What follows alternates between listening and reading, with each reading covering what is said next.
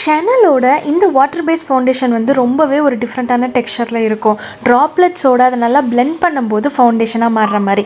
அதே மாதிரி நம்மளோட இந்தியன் பிராண்ட் லாமியோர் வந்து க்ளோ பர்ஸ்ட் என்கேப்சுலேட்டட் ஃபவுண்டேஷன் ஒன்று லான்ச் பண்ணியிருக்காங்க.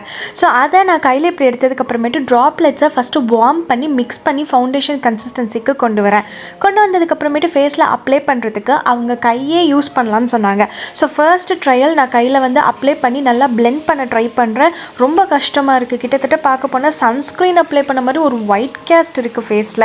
இது நான் வாங்கின ஷேட் என்ன அப்படின்னு பார்த்தீங்கன்னா மீடியம் டேனுன்னு இன்னொரு ஷேட் இருக்குது. ஸோ ஷேட் ரேஞ்ச் வந்து ரொம்ப ரொம்ப ரொம்ப கம்மி.